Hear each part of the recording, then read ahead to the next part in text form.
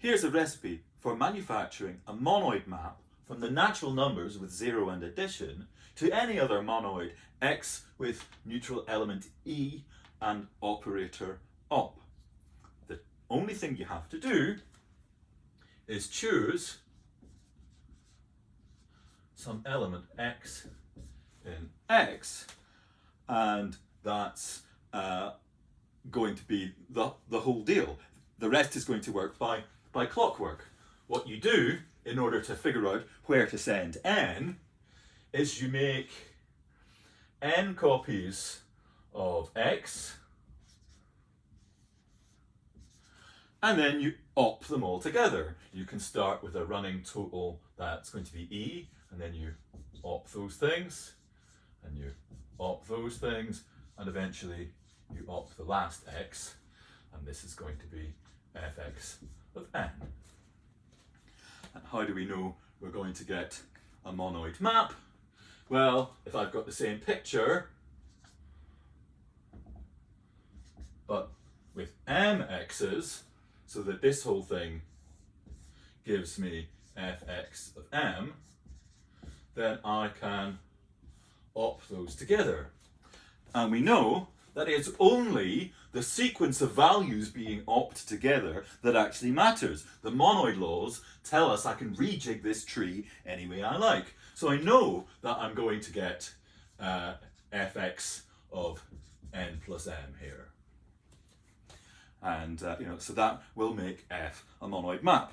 But this is all pictures and hand waving. We ought to do it properly. So let's first of all make sure we can write down the definition of fx. So fx of 0, well, that has to go to e to make it a monoid map. That was our running total e that was there. And then fx of n plus 1 is going to be given by taking fx of n and opping another x onto it. So we've got exactly this picture. And by induction, this is a reasonable definition. We know how to give an answer for 0, and we know how to give an answer for n plus 1 if we know how to give an answer to n. All right, so that's the definition of the function, but how do I show it's a monoid map? Well, I'm going to need, well, okay, first of all, I've got this equation, which I deliberately chose because I wanted a monoid map. So what I have to check is that for all n and m in n0, I must have that f of n plus m is equal to op of f of n, f of n. That's what we want, this fx. All right, and I'm going to prove this by induction on m.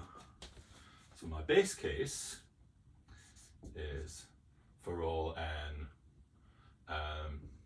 we need to check whether f of n plus 0 is equal to op of fx n fx 0. Okay. But my left-hand side is equal to fx of n, because n plus 0 is n. And my right-hand side, well, that's equal to op of fx n and e, because that's where 0 goes to e. And then we know that op absorbs e, so that's also fx of n. Now, how about my step case? Given f of n plus k is op of fn fk, I should write the x's in, show that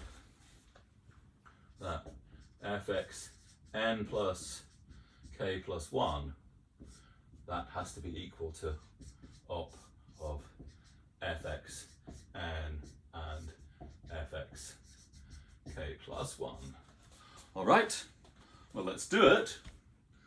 Left hand side is fx of n plus k plus 1, because plus is associative, And then the definition gives us that that is op of fx n plus k and x. And our induction hypothesis gives us that that's op of fx of n and fx of k. Again, with an extra x there. Meanwhile, my right hand side is op of fxn, and this thing expands by definition to op of fxk and x. But we know that op is associative, so these things are also equal, and I've shown that this construction always gives you a monoid map. Now note very carefully what role x is playing. Our definition tells us that f of 1 is fx of 1 is op of fx of 0 and x, and that's op of e and x, but that's just x. So that's to say we chose the image of 1, and the entire rest of the machinery was built for us. And now let's think of some monoid maps we know that are built this way. If we choose this to be natural numbers with 0 and plus, then what we're doing is adding up n copies of x. In other words, our operation is multiplying by x. And we've just got for free that multiplication distributes over addition. Meanwhile, if we choose still natural numbers, but here 1 and times, then we get the exponentiation operation and all those equations about how when you raise something, 2 to the power of a plus b is 2 to the a times 2 to the b. Again, that comes for free just from the observation that this construction always gives you a monoid map. Now, here's a little mystery for you. Are there any other ways to make monoid maps from the natural numbers with 0 and addition? Or are they all like this?